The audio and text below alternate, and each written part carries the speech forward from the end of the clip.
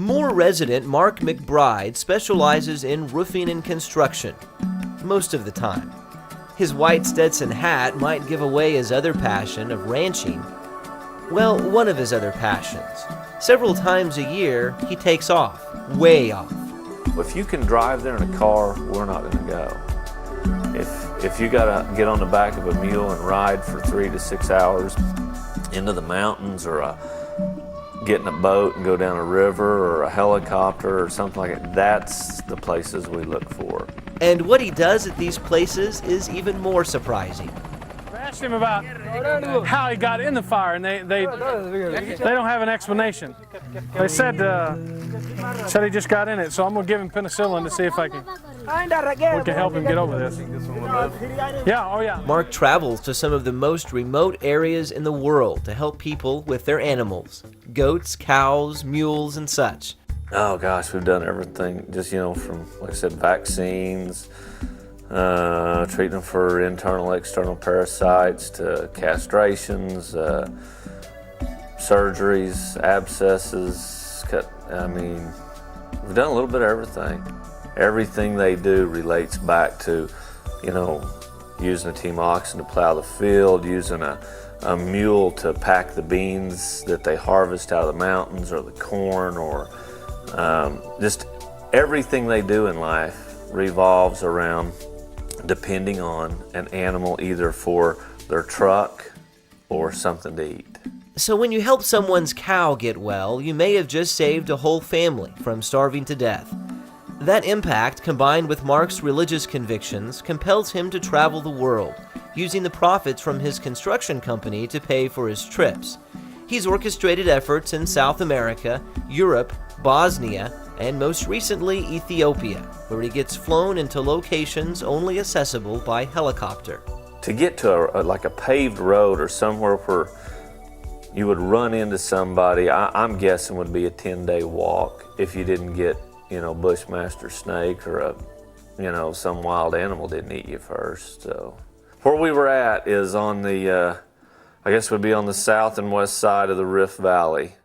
Mark will often take veterinary students from U.S. universities to help with the efforts, usually partnering with on-site veterinarians to serve as liaisons. From the mountains of Bosnia to the mountains of Nicaragua, Mark takes his band of vets and ranchers out to make a difference. Their trips aren't without obstacles, like difficult customs officials or tribes armed with AK-47s. As you can imagine, it's not the easiest thing finding volunteers. A guy told me the other day, I said, I don't understand why I can't get people interested in going. I said, these places are awesome, what you get to see and experience. And he said, have you ever heard yourself tell a story about one of your trips? And I said, no. He said, when you start talking about AKs and dropped off in the jungle, left alone, that loses most folks. They're just not really ready to go do that. But if they were, they'd come home with some great stories and pretty unique souvenirs. This was the Bosnian general's prize ram. He gave me this head.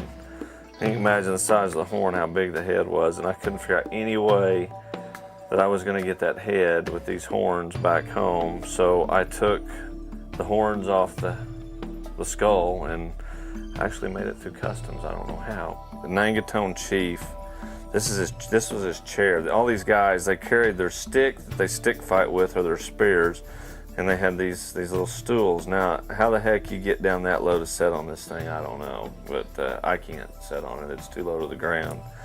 But yeah, I traded him a pocket knife for this stool. So he was glad to get the pocket knife, and I was glad to get the stool. With his trademark cowboy hat and Oklahoma accent, Mark tends to stand out in most of the places he travels. And when he nurses their livestock back to health, he makes a lasting impression as well.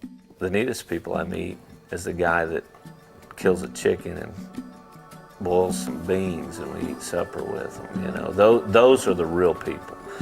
They're all for real. I've had people come back and tell me later, hey, they killed their last chicken just to honor you for coming and helping them.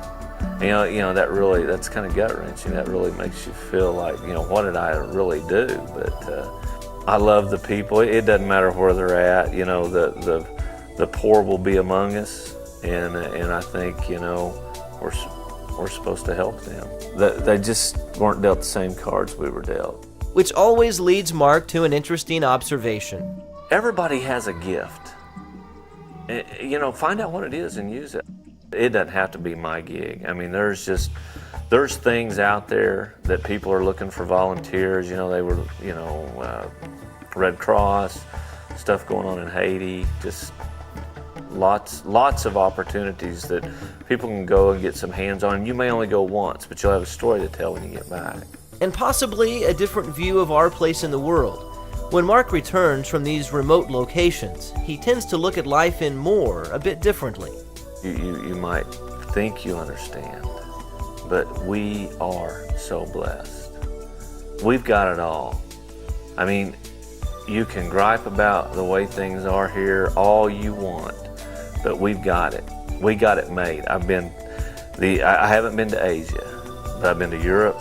I've been to Central America, Mexico, Africa, you know, former Russian republics, and